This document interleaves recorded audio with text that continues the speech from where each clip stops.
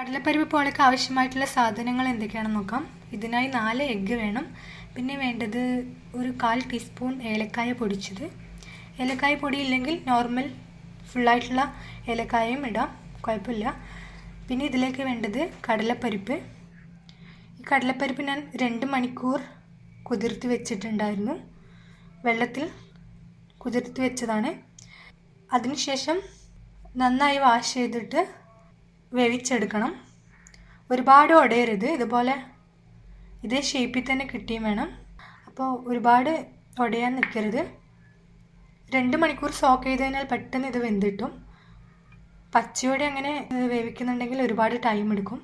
അപ്പോൾ പെട്ടെന്ന് വെന്തിട്ടാൻ വേണ്ടിയിട്ടാണ് 2 മണിക്കൂർ ഇത് സോക്ക് ചെയ്യുന്നത്. പിന്നെ ഇതിലേക്ക് ഒരു 5 ടേബിൾ സ്പൂൺ പഞ്ചസാര വേണം. പിന്നെ 2 ടേബിൾ സ്പൂൺ പാലില്ലെങ്കിൽ 2 ടേബിൾ സ്പൂൺ പാൽപ്പൊടി യൂസ് ചെയ്യുക. പിന്നെ വേണ്ടത് കണ്ടൻസ്ഡ് മിൽക്ക്, അതായത് മിൽക്ക് മെയ്ഡ്. ഇതൊരു 1/4 കപ്പ് മിൽക്ക് മെയ്ഡ്.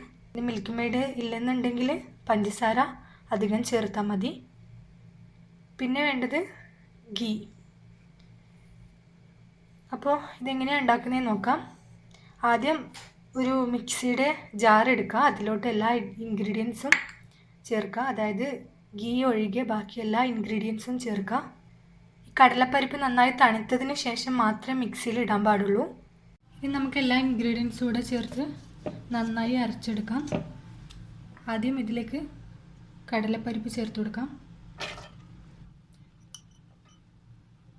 ഇനി പഞ്ചസാര ചേർക്കാം, ഏലക്കായപ്പൊടി, പാല്,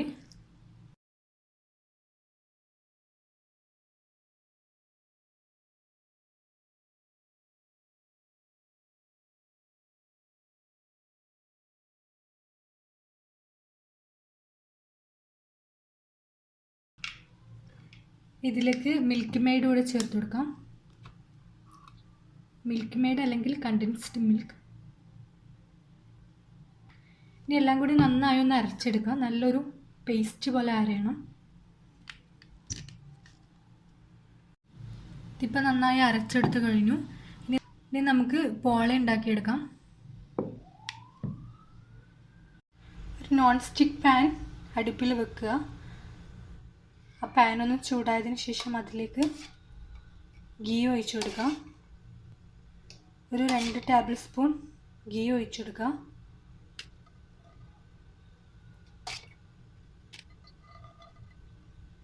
ഇനി ഈ പാത്രത്തിലേക്ക് നമ്മൾ നേരത്തെ അരച്ചു വെച്ചിട്ടുള്ള മിക്സ് ചേർത്ത് കൊടുക്കാം. ഇത് അടച്ചു വെച്ച് സിമ്മിലിട്ടിട്ട് കുക്ക് ചെയ്തെടുക്കാം.